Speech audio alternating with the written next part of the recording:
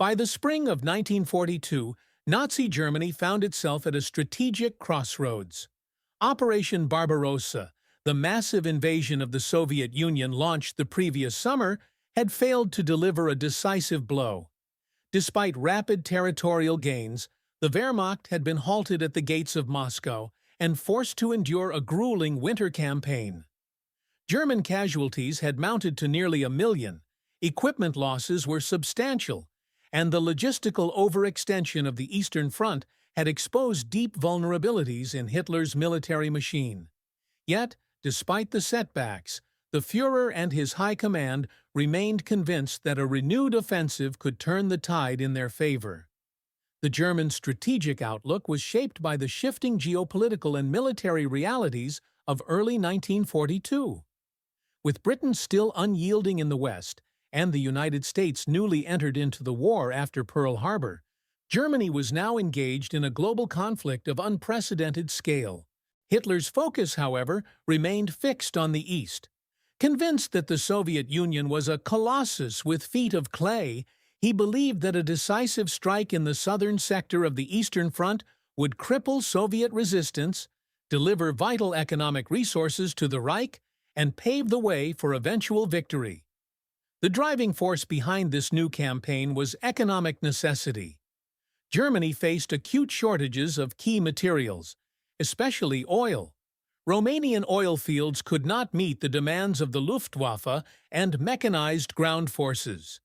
The Caucasus region, with its rich oil fields around Maikop, Grozny, and Baku, presented an irresistible target.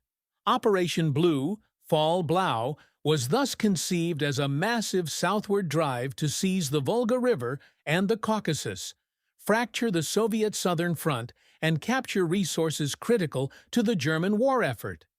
Meanwhile, the Soviet Union was struggling to recover from the devastating losses of 1941.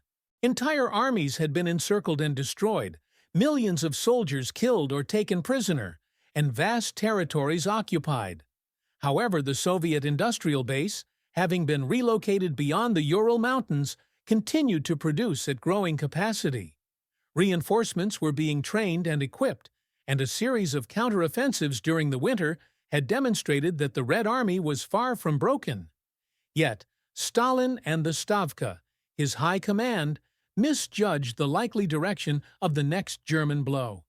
Believing that another push toward Moscow was imminent, they concentrated many of their forces in the central sector, leaving the south relatively exposed. Public sentiment within the Reich remained cautiously optimistic. Propaganda portrayed the Eastern Front as a brutal but necessary campaign to defeat Bolshevism and secure German destiny. While the horrors of the Eastern War were largely hidden from the German populace, letters from the front, returning wounded, and growing casualty lists made it clear that the war was escalating. In the Soviet Union, the mood was more somber but increasingly resolute. After the trauma of 1941, there was a widespread understanding that survival depended on total national mobilization. The population endured massive privation, conscription, and forced labor, all under the shadow of German occupation policies that had already led to widespread atrocities. Within the Wehrmacht, preparations for Operation Blue began in earnest by early 1942. Army Group South, previously the largest formation on the Eastern Front, was divided into Army Groups A and B for the upcoming campaign.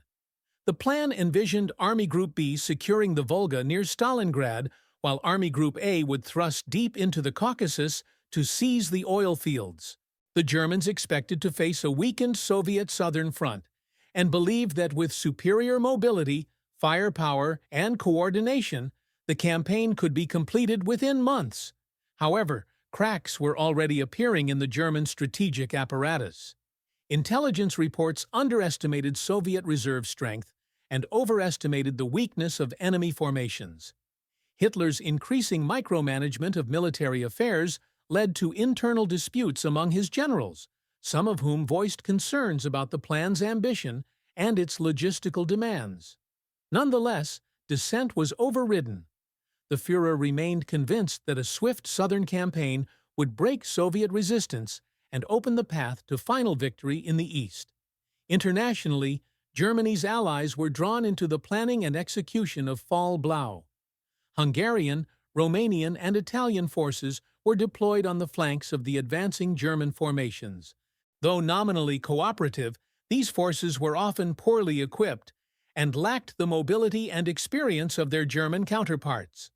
Their presence was intended to free up German divisions for the main offensive, but their weaknesses would later prove critical. Operation Blue was also shaped by the broader axis of Nazi ideology. The Southern Drive would strike directly into Soviet territories with large non-Russian populations, Ukrainians, Cossacks, Chechens, and others, whom some Nazi planners hoped to exploit for collaboration, or at least passivity. In reality, brutal occupation policies and racial doctrines alienated most of these groups, fueling partisan resistance rather than support. As June 1942 approached, the German war machine began to stir once more. Trains, trucks, and supply convoys poured men and materiel into the southern front. Luftwaffe squadrons repositioned to support the drive, and field hospitals, fuel depots, and communications hubs were established in forward positions. All eyes turned to the Don and Volga rivers, the Caucasus Mountains, and the distant oil fields beyond.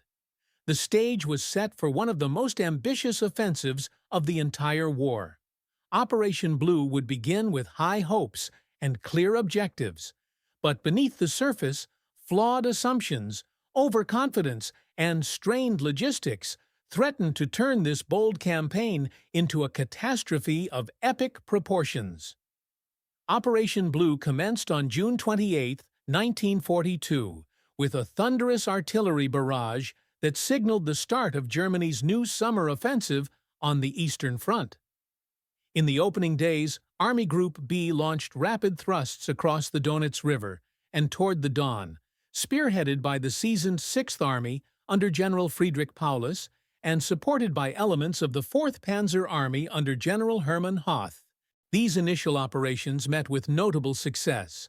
Soviet defenses in the Voronezh region, stretched thin and inadequately coordinated, collapsed in several sectors. German mechanized units advanced with speed and precision, encircling large Soviet formations and capturing tens of thousands of prisoners. The speed and scale of the initial German successes gave credence to Hitler's belief that the Soviet Southern Front was on the verge of collapse. The Red Army, still recovering from the losses of the previous year, struggled to regroup and establish coherent defensive lines. Soviet commanders such as Timoshenko and Golikov attempted localized counterattacks, but these were often poorly supported and quickly repulsed. Meanwhile, the Luftwaffe maintained air superiority over the southern steppe, targeting Soviet supply lines and troop concentrations with devastating effect. German morale soared as cities such as Kupiansk, Valuiki, and Milerovo fell in quick succession. However, the rapid advance began to expose deeper structural issues within the German command. Hitler, increasingly distrustful of his generals, began issuing orders that directly interfered with operational planning.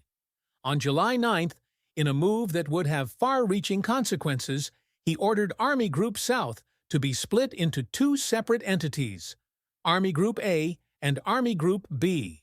Army Group B, under General Maximilian von Weichs, was tasked with securing the Don and Volga rivers and capturing the key city of Stalingrad.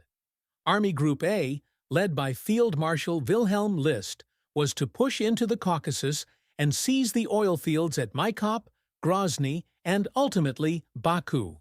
This division of forces, rather than consolidating the offensive, introduced complexity and competition between the two army groups. Coordination between them weakened, and the logistical tail, already overburdened by the vast distances of the southern Soviet Union, grew increasingly strained. Supply lines stretched hundreds of kilometers across rudimentary road networks and overtaxed railways, making resupply of fuel, ammunition, and provisions increasingly difficult. German mechanized units often found themselves immobilized, waiting for convoys or fuel tankers to catch up. In parallel, the political narrative accompanying Fall Blau intensified. Nazi propaganda portrayed the offensive as a final righteous blow against Bolshevism. The push toward the Volga and the Caucasus was depicted not only as a military campaign, but as a civilizational struggle. German newsreels and radio broadcasts reported dramatic victories, while the realities of attrition, heat, and resistance were minimized or ignored. This filtered narrative created a distorted perception of progress, both among the German public and within the Reich's own leadership. As the campaign extended into mid-July, Army Group B turned its full attention to the Volga corridor.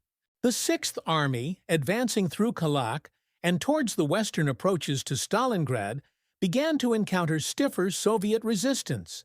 The Red Army, under the direction of the Stavka and Stalin himself, began rapidly reinforcing the threatened sector.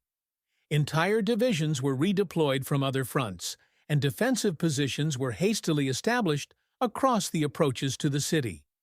Though poorly equipped and often inexperienced, these formations were committed with unyielding resolve. Simultaneously, Army Group A launched its drive into the Caucasus. Initial progress was swift. German mountain troops and mechanized divisions crossed the Don and Kuban rivers, capturing Rostov-on-Don and pushing deep into the North Caucasus. The oil fields of Maikop were taken largely intact, a prize that briefly buoyed hopes in Berlin.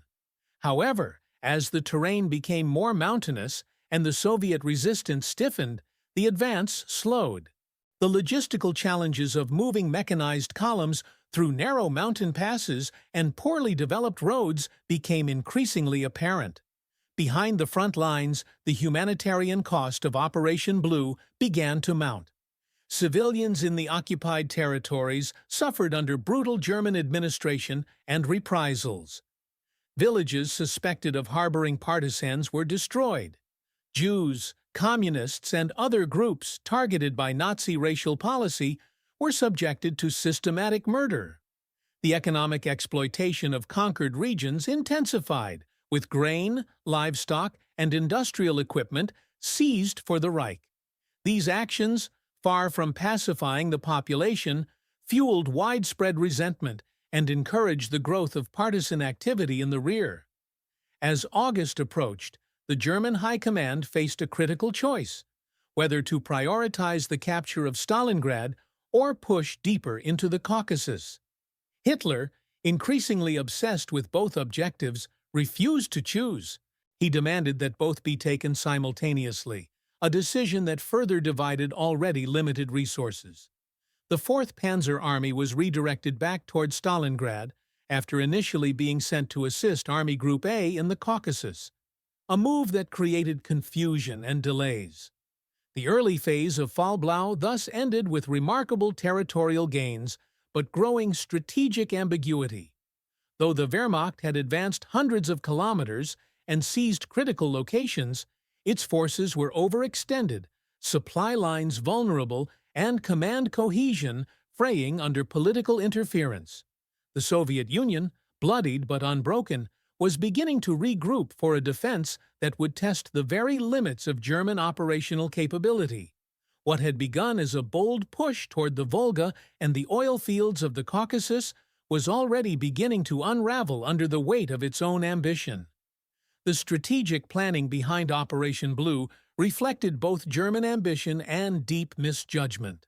At its core, the campaign was shaped by Hitler's belief that the Soviet Union was close to collapse, and that one more major blow targeting vital economic arteries would force its surrender. This assumption was echoed by many in the German High Command, who viewed the Soviet war effort as stretched beyond recovery. The idea was to follow up the partial successes of Barbarossa by delivering a knockout punch in the south, cutting the USSR off from the Caucasus oil and severing its logistical lifelines along the Volga River. In practical terms, the strategic goals of Fall Blau were immense. The initial phase involved a massive armored thrust toward the Don River, followed by a rapid move to capture Stalingrad and secure the Volga.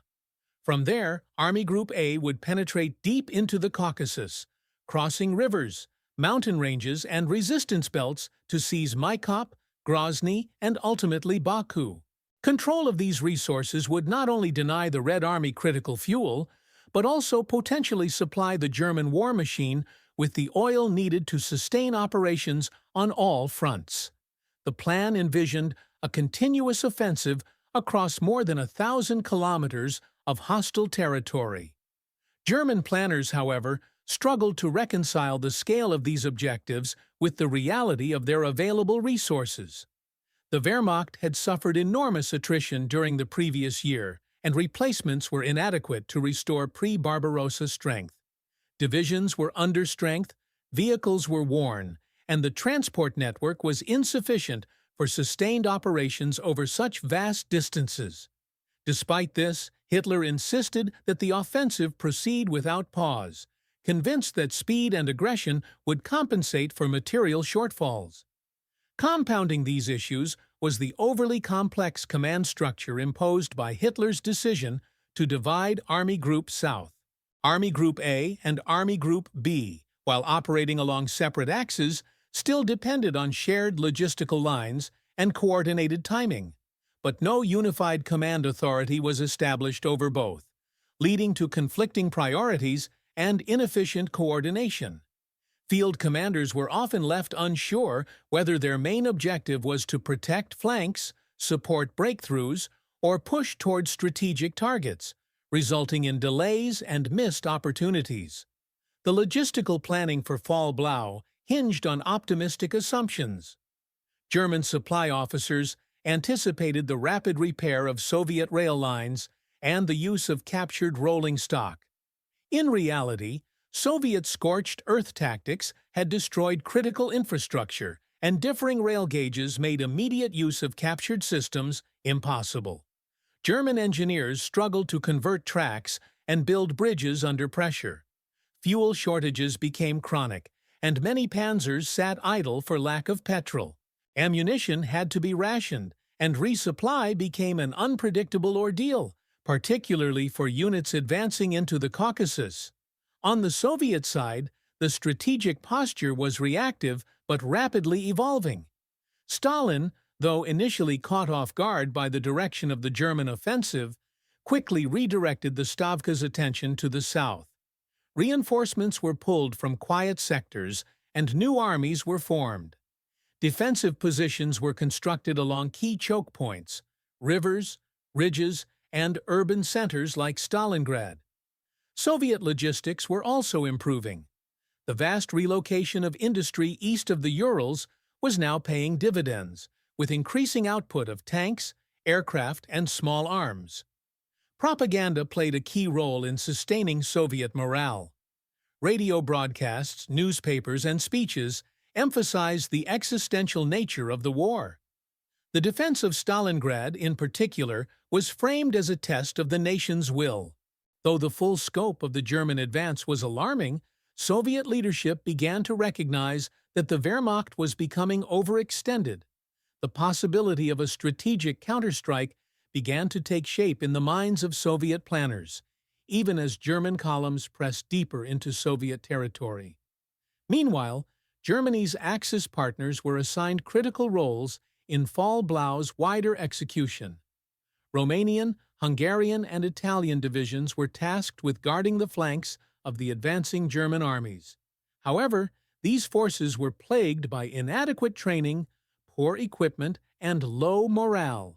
Many lacked tanks, modern artillery, or even effective anti-tank weapons.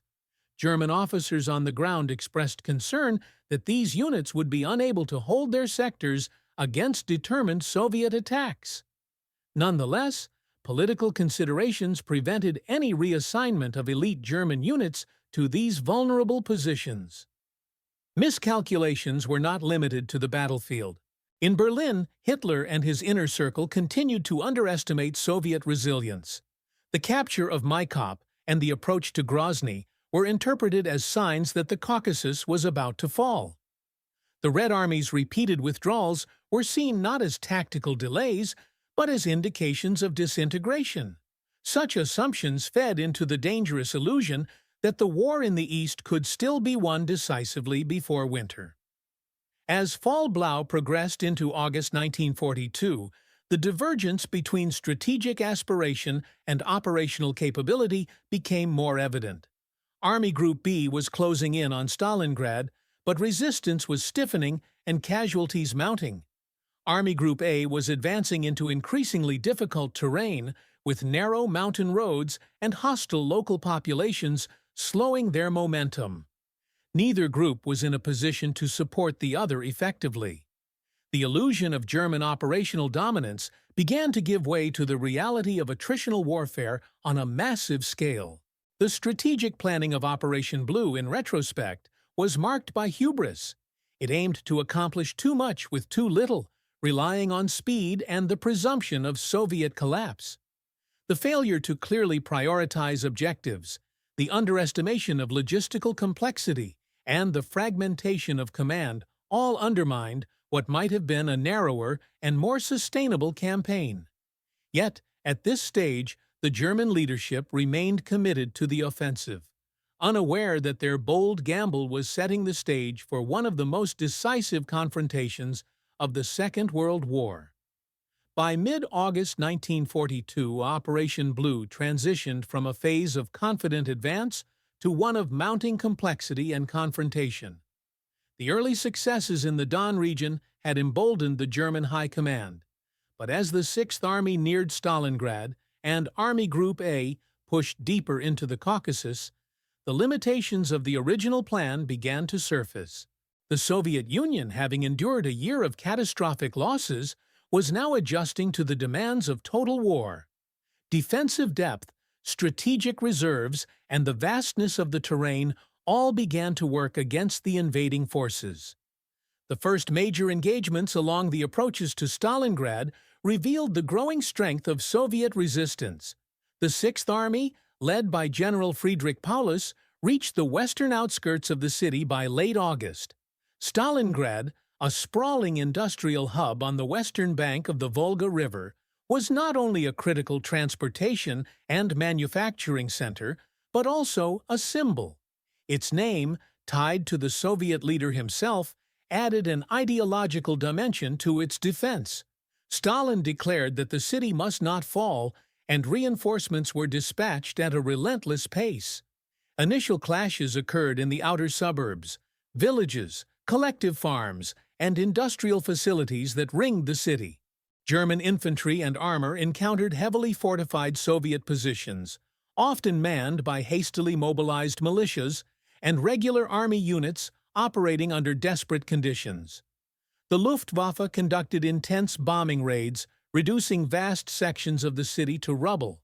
Ironically, the destruction created a new defensive environment favoring the defenders, who used the ruins for ambushes, sniping, and defensive strongpoints. What the Germans hoped would be a swift capture turned into a grinding struggle. Simultaneously, Army Group A made progress into the Caucasus, capturing key cities such as Krasnodar and Pyatigorsk. German mountain divisions attempted to push toward the oil-rich areas near Grozny, and even attempted advances toward the Georgian border. However, the rugged geography, narrow supply routes, and determined Soviet resistance in mountain passes stalled the offensive. The 1st Panzer Army, though effective in mobile operations, found itself increasingly bogged down in terrain unsuitable for armor. Logistical difficulties mounted as fuel and munitions had to be transported through limited and vulnerable corridors. Back at Stalingrad, the battle entered a new phase. The Soviet 62nd Army, under the command of General Vasily Chuikov, was tasked with holding the city at all costs. Chuikov adopted a brutal doctrine of hugging the enemy, keeping his forces as close to the Germans as possible to neutralize the effects of artillery and airstrikes. Urban combat became intensely personal and chaotic. Entire apartment blocks, factories, and sewer systems turned into battlefields. Fighting raged day and night for control of landmarks like the tractor factory, Mamayev Kurgan, and the Red October steelworks. On the German side, the Sixth Army's offensive was methodical but increasingly costly. Units became fragmented in the urban maze, with platoons and companies often fighting isolated from each other. Reinforcements from the 4th Panzer Army joined the battle from the south, creating a two-pronged assault into the city. However, both armies struggled with coordination and supply shortages. The heat of the southern summer, the dust and smoke of constant shelling, and the psychological toll of house-to-house fighting wore down even elite formations. Further complicating German efforts were Soviet counterattacks across the Volga. Soviet supply lines, though narrow and constantly under fire, remained functional thanks to a steady stream of barges and boats ferrying reinforcements and ammunition across the river. Artillery on the eastern bank provided supporting fire, while fresh Soviet divisions rotated into the city under the cover of darkness. Despite horrific casualties, morale among Soviet troops remained high. The defenders of Stalingrad were under no illusions about their fate should the city fall. Beyond the immediate battlefield, the effects of the campaign were rippling across the Eastern Front. German casualties mounted rapidly. What had begun as a war of maneuver was devolving into a war of attrition. Supply lines, already stretched to their limits, began to falter. Horses, still a primary means of transport for German logistics, struggled to carry loads through the ruins of the city. The Luftwaffe, while initially dominant, began to suffer losses as the Soviet Air Force improved its coordination and tactics. Meanwhile, partisan activity behind German lines increased dramatically. In the Don and Caucasus regions, Soviet irregulars targeted rail lines, convoys, and isolated garrisons. German rear units were forced to divert men and resources to anti-partisan operations, weakening the combat strength at the front. Soviet agents and locals familiar with the terrain played a vital role in delaying the German advance and complicating their operations. The psychological shift in the campaign became increasingly evident. German troops began to speak of Stalingrad as a meat grinder. Officers struggled to maintain morale as replacements dwindled and objectives remained unfulfilled. On the Soviet side, the defense of the city took on a sacred dimension. Propaganda and direct appeals from Stalin framed the battle as the turning point of the war, a narrative that, in time, would become self-fulfilling. By September 1942, the Battle of Stalingrad was fully engaged, and Operation Blue had reached a fateful juncture. Though German forces still held the initiative, the promise of a quick and decisive victory had faded. The Red Army, having absorbed the blow, was now preparing for the next phase. What had begun as a vast summer offensive to secure oil and sever the Volga was being drawn into a brutal urban siege, one that would test the strength, endurance, and will of both nations in ways neither had fully anticipated. As September gave way to October 1942, the battle for Stalingrad intensified into one of the most brutal and closely fought confrontations of the Second World War. Operation Blue, initially designed as a rapid southern thrust to cripple Soviet capacity and seize vital oil fields, had now become synonymous with a single city, a city that refused to fall. The momentum of the German advance was not yet entirely spent, but the optimism of summer had been replaced by exhaustion, confusion, and the grim realization that the battle was entering an attritional phase. Neither side had originally intended. Inside Stalingrad, the Sixth Army continued its push toward the riverbank. The German objective had narrowed: to clear the city block by block, eliminate the remaining Soviet defenders, and gain complete control of the western Volga shore. The symbolism of the city's name, its strategic location as a transport hub, and its propaganda value combined to elevate its importance beyond its original operational role. Hitler became personally obsessed with its capture, issuing daily directives and refusing any suggestion of a tactical withdrawal or reorientation. Fighting in Stalingrad had now reached a level of savagery that defied conventional tactics.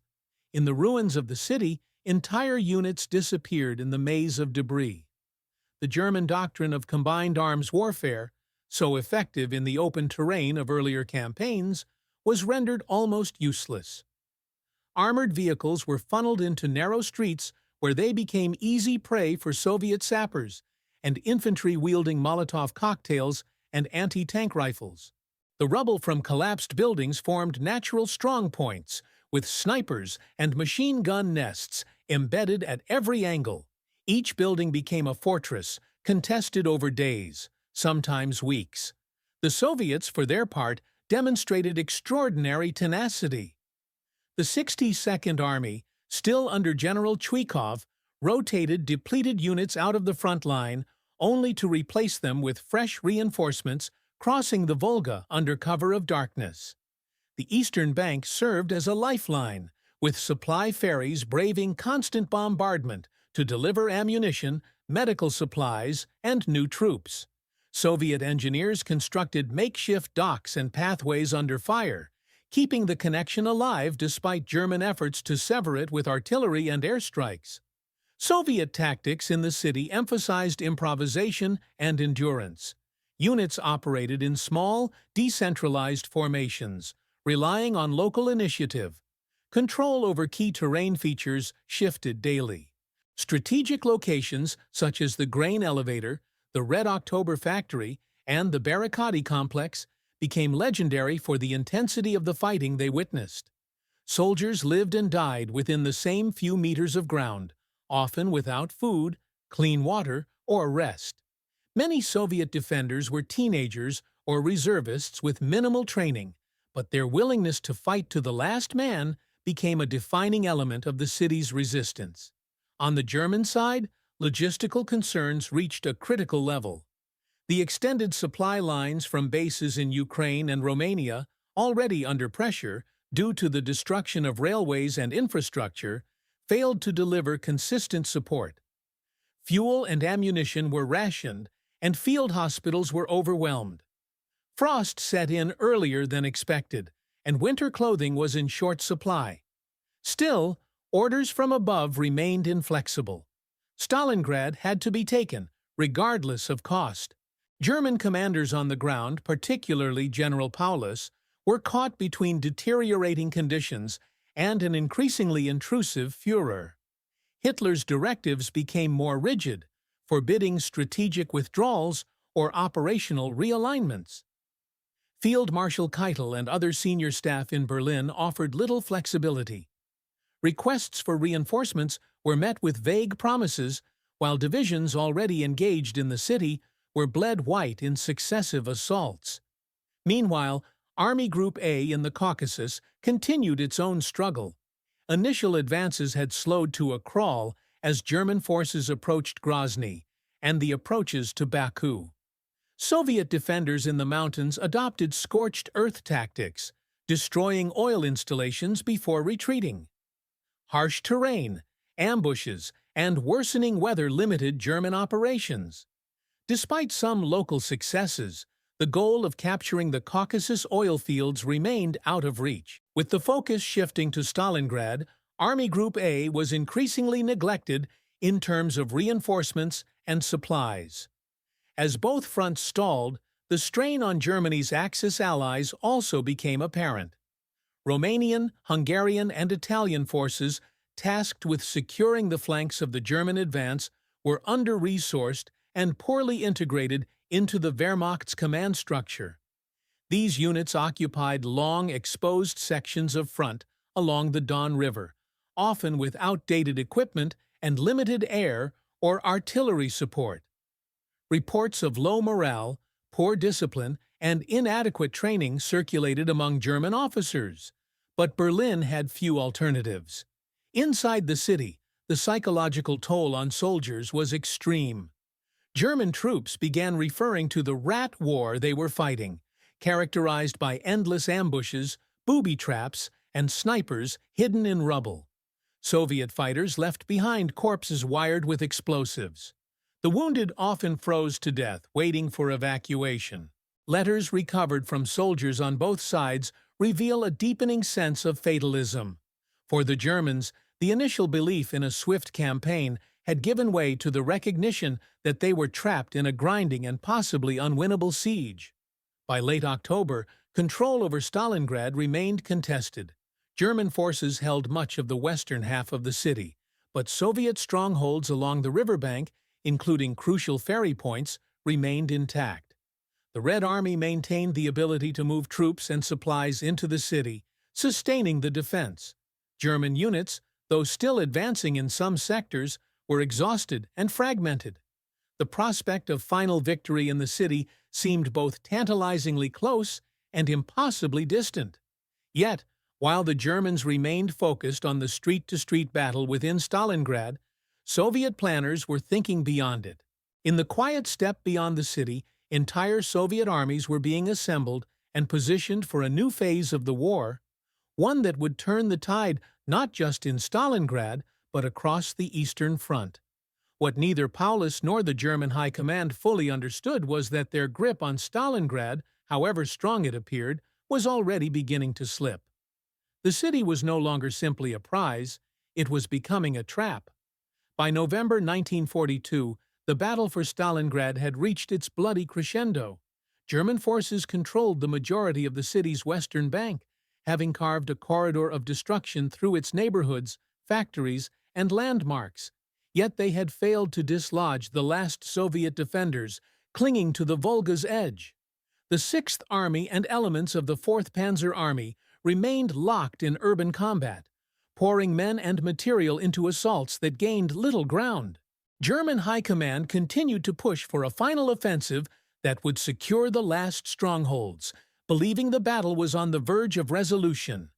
But what they could not see, what lay just beyond their flanks, was a catastrophe already in motion. In the steppe to the north and south of Stalingrad, Soviet preparations for a massive counteroffensive had accelerated under intense secrecy. Under the code name Operation Uranus, the Stavka was assembling over 1 million men, along with thousands of tanks, artillery pieces, and aircraft. Crucially, the Red Army had shifted its focus away from the city's center and toward the vulnerable Axis flanks. Intelligence had correctly identified the positions held by Romanian and Italian forces as underdefended, lacking in anti-tank weaponry, and stretched dangerously thin. These sectors would be the primary targets. The timing of the Soviet counteroffensive was carefully calculated. With German forces deeply committed inside Stalingrad, their operational reserves depleted, and winter conditions setting in, the Red Army planned a double envelopment, striking both flanks simultaneously and encircling the entire German 6th Army. On November 19th, the northern pincer fell upon the Romanian 3rd Army, and within hours, defensive lines collapsed under the weight of Soviet armor. The next day, a southern strike hit the Romanian 4th Army Corps with similar devastation. Resistance crumbled. Communications faltered. Gaps widened. The Red Army's execution of the operation was both swift and overwhelming. Soviet tank columns bypassed isolated pockets of resistance and pushed rapidly westward. Within 4 days, the northern and southern forces met at Kalak, west of Stalingrad, completing the encirclement. Over 250,000 Axis troops, including not only Germans but also Romanians and support personnel, were now trapped in what would become known as the Stalingrad Kessel, or cauldron. The German High Command was stunned. Initial reports were dismissed as exaggerated, and Hitler refused to authorize a breakout. He ordered General Paulus to stand fast and await relief.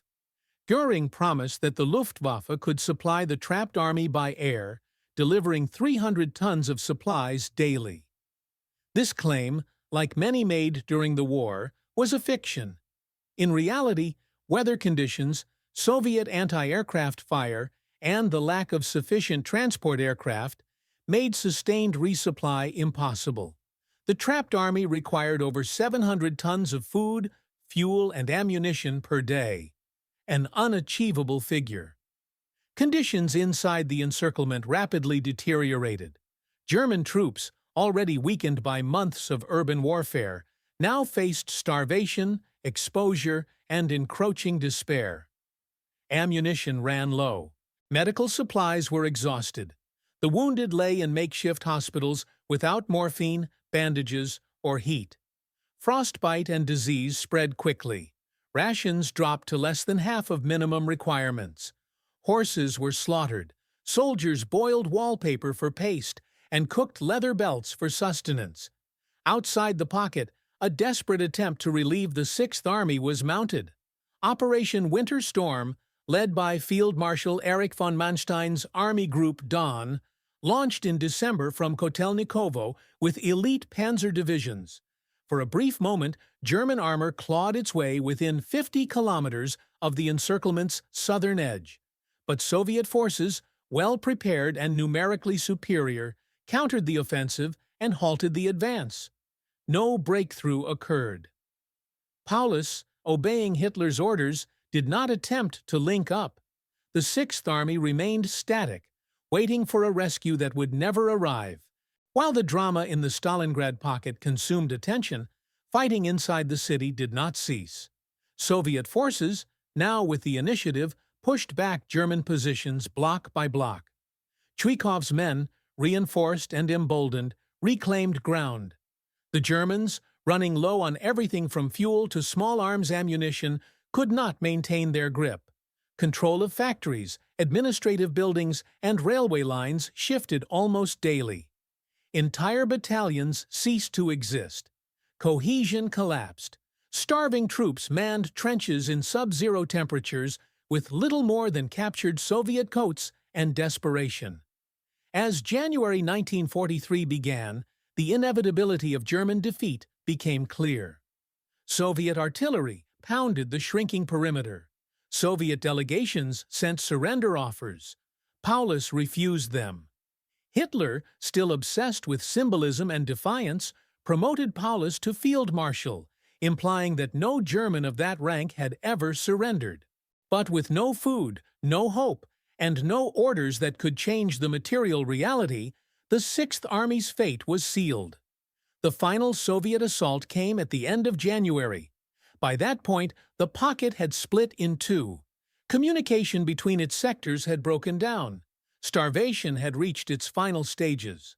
On January 31st, Paulus surrendered the southern portion of the Sixth Army. His staff officers were taken prisoner in the ruins of a basement command post.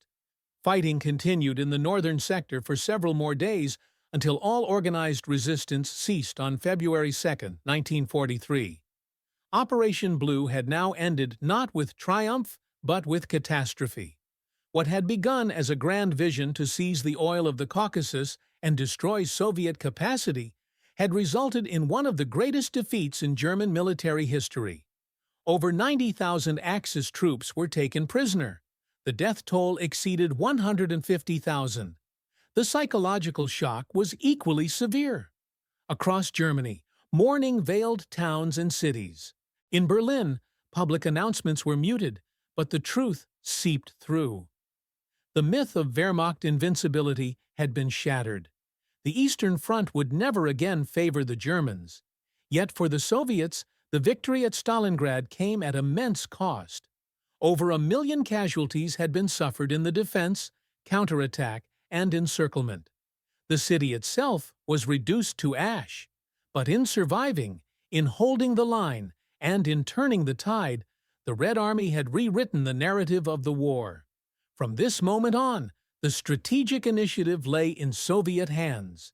The destruction of the German Sixth Army marked a definitive end to Operation Blue's original objectives, but its consequences extended far beyond the immediate battlefield. In the weeks and months that followed the surrender at Stalingrad, both the Wehrmacht and the Red Army began to adapt to a transformed strategic landscape.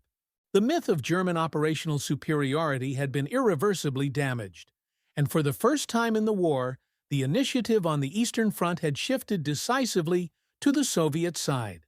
The question was no longer whether the Red Army could survive, it was how far it could push. Inside the remnants of the German front, the aftermath was defined by frantic efforts to stabilize collapsing positions. Army Group Dawn, under von Manstein, had narrowly avoided encirclement itself, and now faced the daunting task of forming a coherent defense along the southern axis of the Eastern Front. The winter of 1942–43 brought renewed Soviet offensives aimed at exploiting German disarray. Cities like Voroshilovgrad and Kharkov became contested zones, repeatedly changing hands. The Wehrmacht was forced into continuous retreats, fighting rearguard actions against a resurgent and increasingly coordinated enemy. At the same time, the German command structure was undergoing internal strain. Hitler's interference, once merely overbearing, now became obsessive. The disaster at Stalingrad had triggered a psychological turning point for the Führer. He refused to permit tactical withdrawals, insisted on holding untenable positions, and replaced experienced commanders with more politically loyal but less capable officers. Field marshals and generals who had warned against the scale of Operation Blue now found themselves sidelined or dismissed.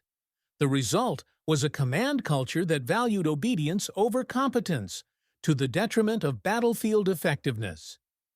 Germany's Axis allies were in even greater disarray. The Romanian and Italian forces devastated during the encirclement had lost most of their combat power, and confidence in Berlin's strategic leadership waned. Hungary, too, began rethinking its military commitments on the Eastern Front. Morale plummeted among surviving Allied divisions, and desertions increased. The ability of these states to secure German flanks or contribute to major offensives had effectively ended. In contrast, the Soviet Union responded to the victory with an unprecedented acceleration of military adaptation. The Red Army's organizational structures were overhauled to incorporate lessons learned from Stalingrad. Combined arms coordination improved dramatically, and the production of T-34 tanks, Katyusha rocket launchers, and Yakovlev fighter aircraft reached new heights. Soviet industry, though battered, now matched or exceeded German output in key areas. For the first time since 1941, the Red Army held the advantage in numbers, mobility, and operational planning. The morale impact of the victory was equally profound. Stalingrad became a national symbol, not only of resistance, but of rebirth. Soviet soldiers and civilians alike began to believe that total victory was not just possible, but inevitable. Recruitment surged. Resistance movements across Europe, including in German-occupied Ukraine and Belarus, gained momentum. The psychological shift in the broader war effort was undeniable. The fear of collapse gave way to a grim but confident resolve. On the battlefield, the German army sought to regain initiative with a series of counteroffensives. In February 1943, von Manstein launched a successful operation to retake Kharkov in a well-executed maneuver that demonstrated the Wehrmacht's continued tactical prowess. However, this victory was limited in scope and did little to reverse the broader strategic imbalance. German forces were now fighting a defensive war, reacting to Soviet initiatives rather than dictating them. The impact of Operation Blue and its failure also rippled across the German home front. Civilian confidence, once carefully maintained through state propaganda, began to erode. News of the Stalingrad defeat was impossible to suppress entirely. The first public acknowledgement came in a carefully worded Wehrmacht communiqué, followed by speeches urging the German people to brace for a long and bitter conflict. Rationing intensified, casualty lists grew longer, and Allied bombing campaigns added to the sense of vulnerability. The total war effort declared by Joseph Goebbels in early 1943 was a direct response to the blow delivered at Stalingrad. For the Soviets, the post-Stalingrad momentum translated into broader territorial objectives. Stalin pressed his generals to maintain the offensive across the southern front. The drive to liberate Rostov, Kursk, and Orel formed the foundation of successive operations that would culminate in the Battle of Kursk later that summer. Stalingrad had shifted not just military momentum, but political and diplomatic balance. Western leaders, especially in Britain and the United States, began to recognize the Red Army as the decisive force in the European theater. Internationally, the consequences of Operation Blue's failure began to reframe wartime diplomacy. The Allied leaders, while still debating the timing of a second front in Western Europe, now viewed Soviet successes as critical to defeating Germany. Supplies under the Lend-Lease program increased. Joint strategic conferences began to take Soviet priorities into greater account. In effect, the Soviet Union's role as a military superpower had been confirmed, not by declaration, but by sacrifice and battlefield success. As spring approached in 1943, the Eastern Front settled temporarily into a phase of reorganization. But the rhythm of the war had changed permanently. The Red Army was no longer merely defending, it was recalibrating for strategic offensives. German forces, once the aggressors, had been thrown back across hundreds of kilometers and forced into a reactive posture. The failure of Operation Blue and the calamity at Stalingrad it triggered had redrawn the map of power in Eastern Europe. The campaign had begun with a vision of conquest, from the Don to the Caucasus, from the Volga to the oil fields of Baku. It had ended in frost-bitten surrender, with frozen corpses buried under rubble and tanks abandoned in mud and snow.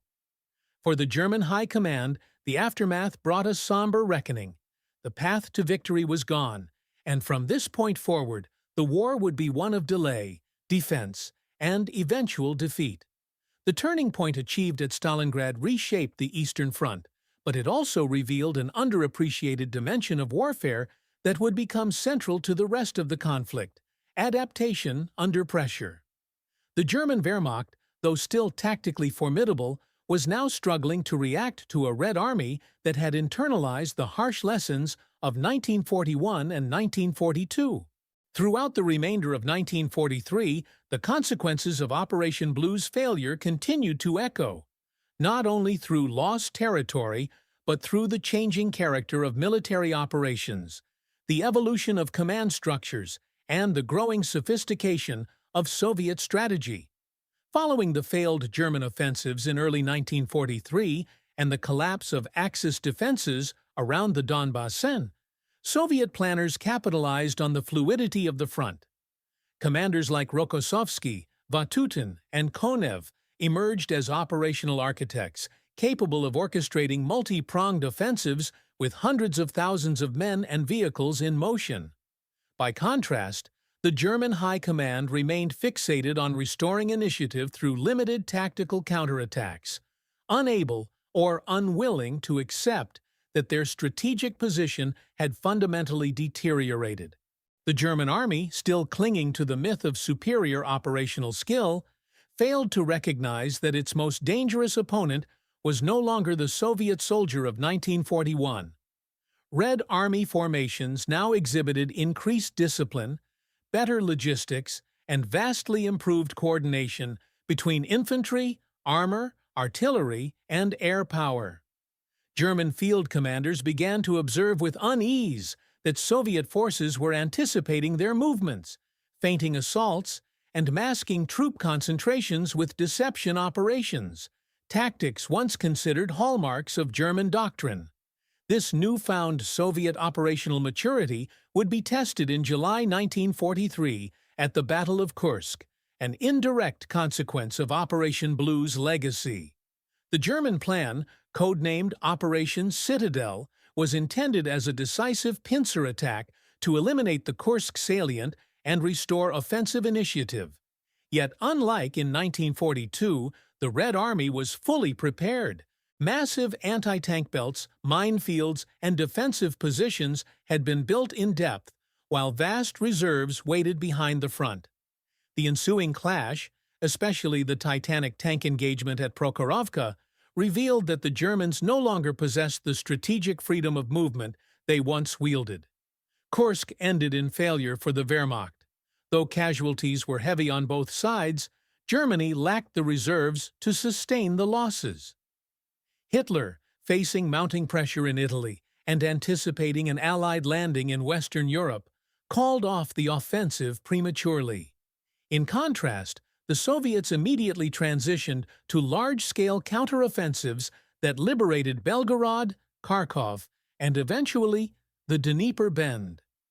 By year's end, Soviet troops stood at the gates of Kiev. What began as a failure to reach Stalingrad's eastern bank had now cascaded into a series of strategic reversals. The German Eastern Front contracted rapidly. Army Group South fractured, and German attempts to hold the Dnieper line proved futile in the face of Soviet bridgeheads and relentless assaults. Every retreat cost lives, equipment, and cohesion. German commanders were forced to abandon territory painstakingly won the previous year. By late 1943, Operation Blue's vision of economic domination and geopolitical restructuring had been completely inverted. The Reich was now fighting for the survival of its army groups and the integrity of its collapsing front. Meanwhile, the Soviet Union began to export its battlefield success into broader strategic confidence.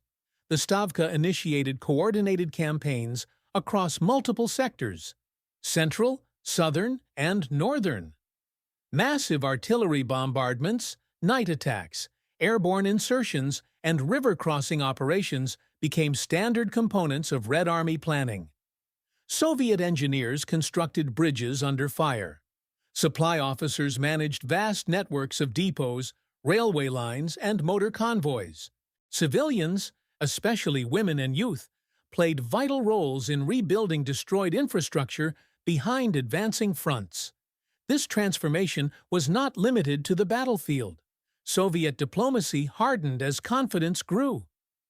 Moscow's negotiations with Western allies became more assertive.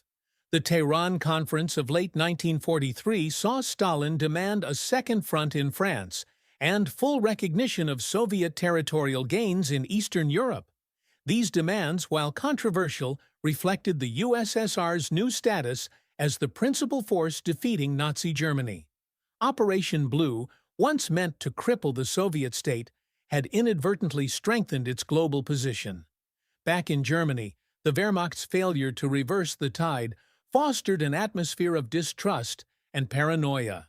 Hitler expanded the powers of the SS, centralized control under increasingly ideological commanders, and began planning defensive measures such as the Atlantic Wall in the West.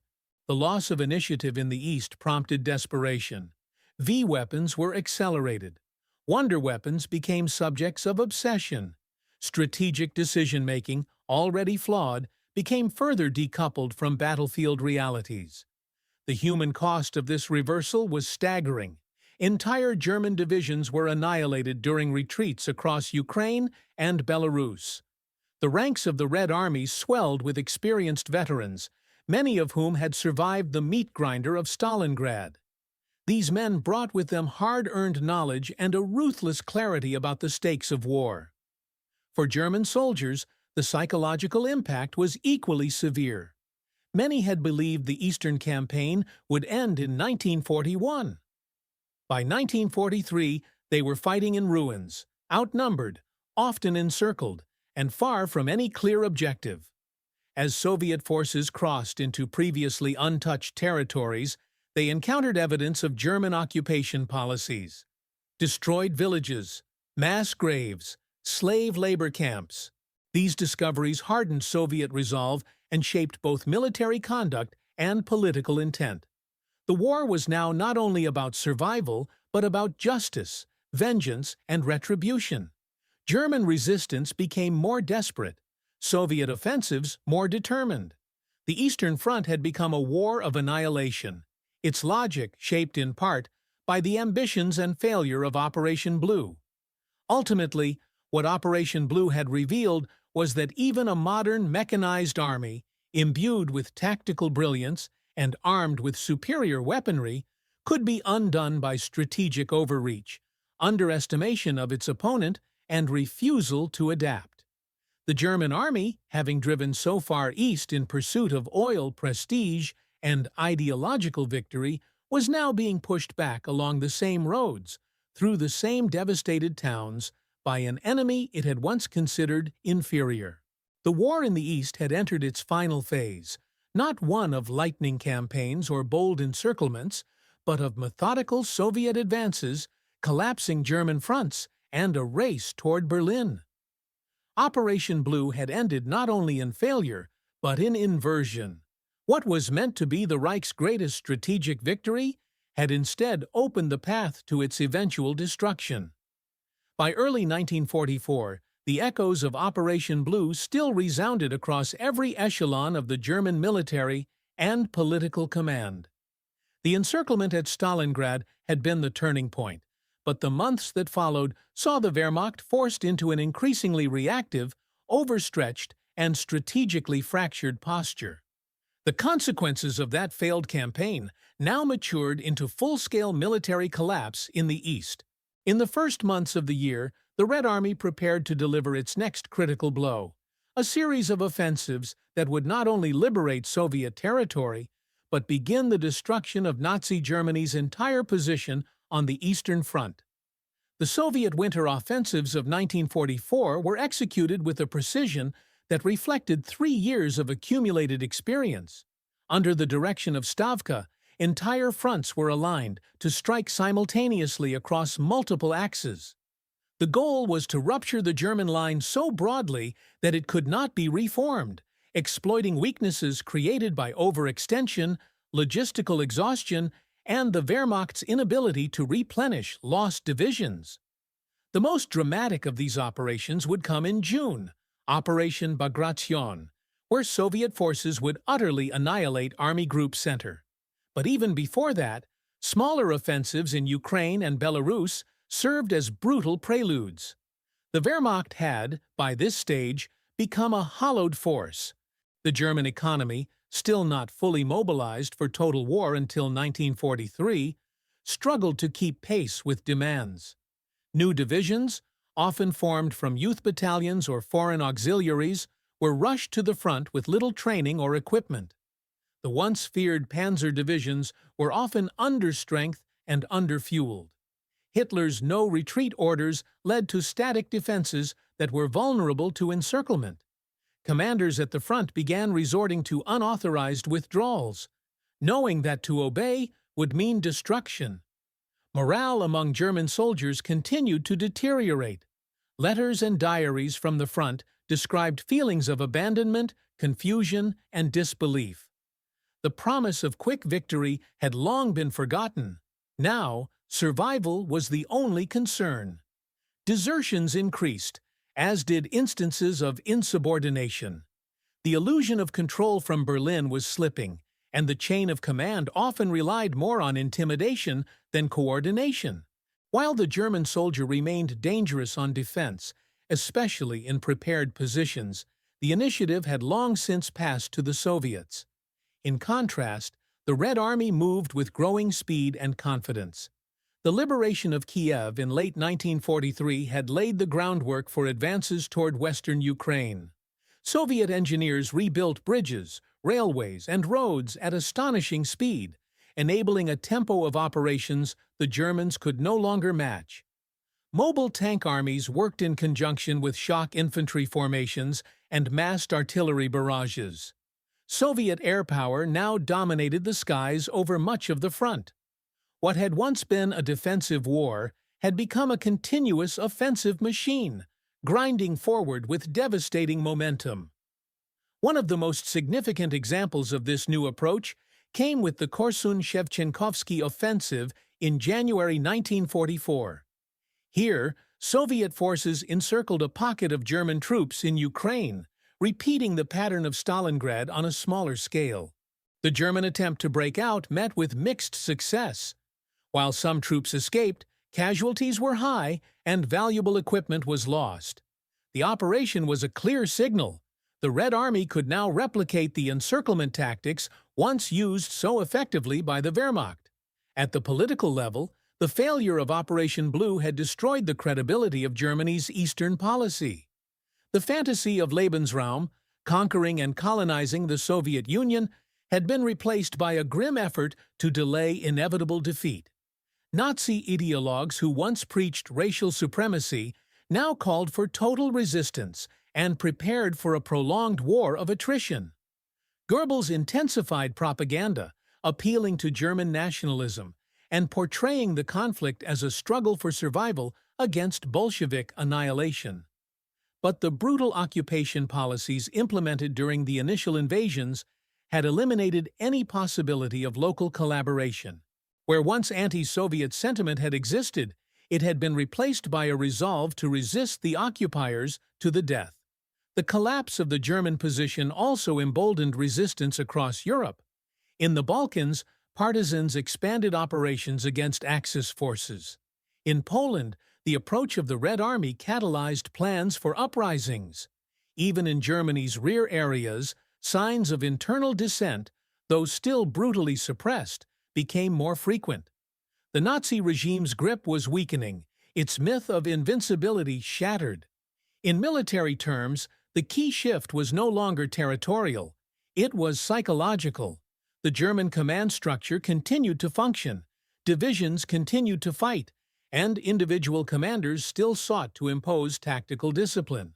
But the larger strategic architecture had collapsed. There was no long-term objective left to pursue, no hope of reclaiming lost ground, no capacity to dictate the terms of battle.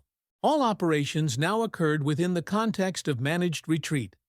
The Wehrmacht, in effect, became a delaying force, buying time for political schemes, hoped for technological breakthroughs, or the opening of a second front in the West that might somehow change the equation. But this hope, too, was illusory.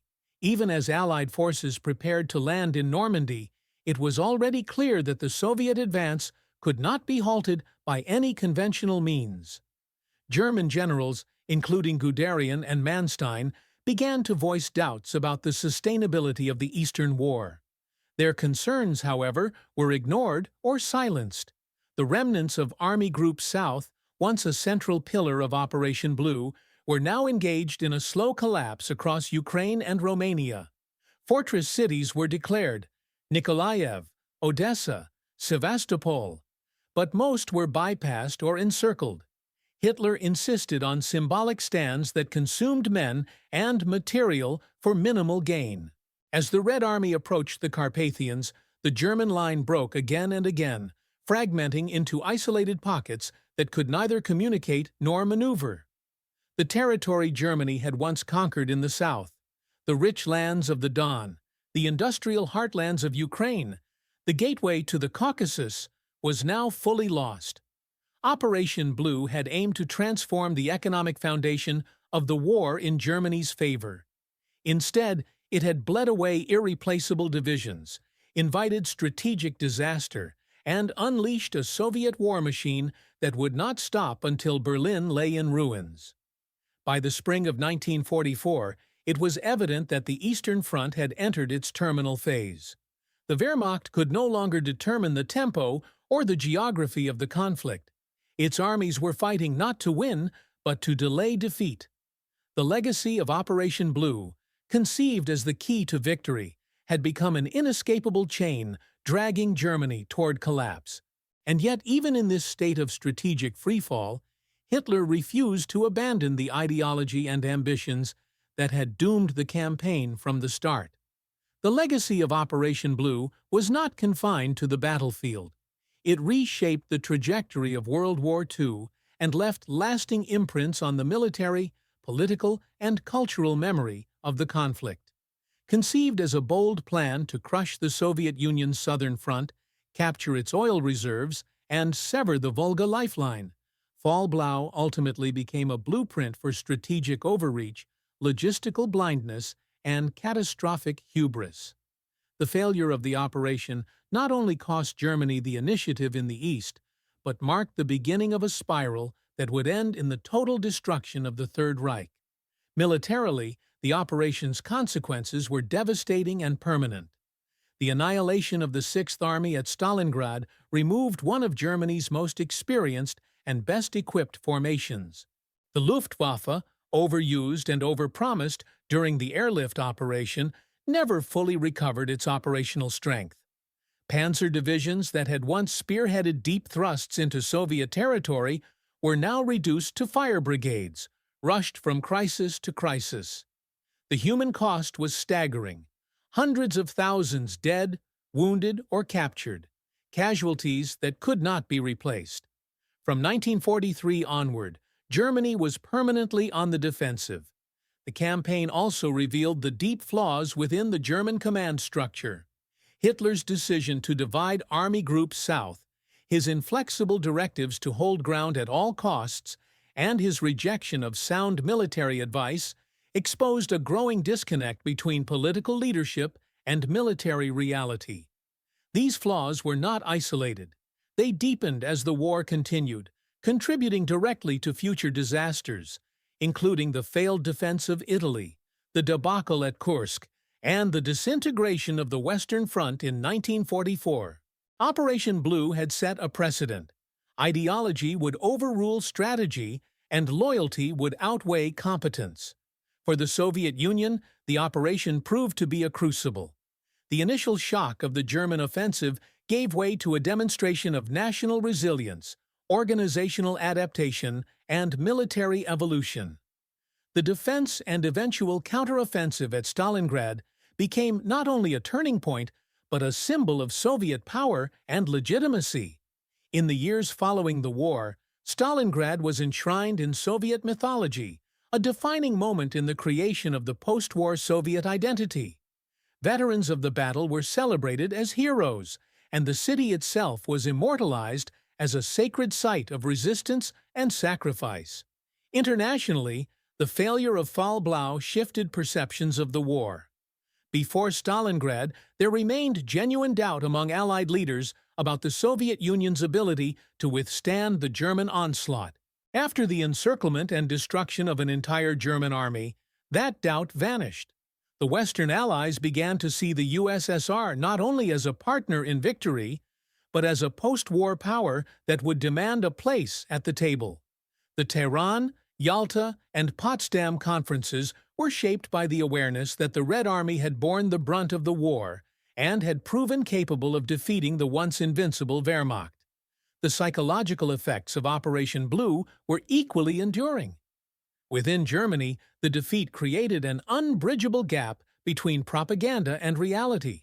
While the Nazi regime continued to insist on ultimate victory, ordinary Germans began to grasp the true scale of the war and the possibility of defeat. Letters, diaries, and post-war testimony reveal a people grappling with the consequences of blind faith in leadership and the growing fear of retribution. The seeds of disillusionment and, in some cases, resistance were sown in the ashes of Stalingrad. On a broader historical scale, Operation Blue has become a case study in the dangers of strategic miscalculation.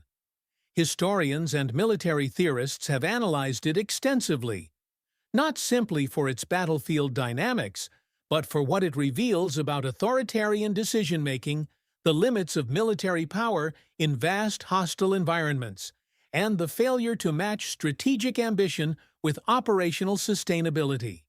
It is often compared with Napoleon's 1812 campaign, a similarly disastrous Eastern adventure marked by initial success, logistical failure, and ultimate collapse.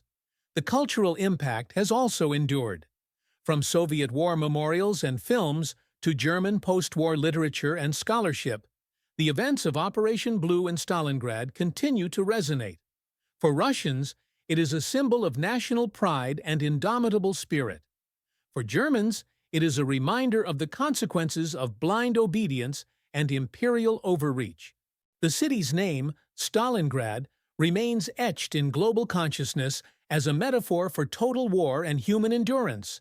As the war moved toward its final year, the strategic failure of Fall Blau cast a long shadow. German forces, having once dreamed of oil-rich conquests and the fall of the Soviet state, were now defending shattered cities on their own soil. The Eastern Front rolled westward with unrelenting momentum, fueled by the same Soviet armies that had survived the brutality of 1942. Each German loss, each retreat, each surrender could trace its lineage back to the decisions made in the summer of that year. In the final reckoning, Operation Blue was not simply a failed military campaign. It was a turning point in the global conflict, a lesson in the limits of power, and a graveyard for illusions. The dreams of empire died not in Moscow or the Caucasus oil fields, but in the ruins of Stalingrad, where ambition met its match and the course of the Second World War was irrevocably changed.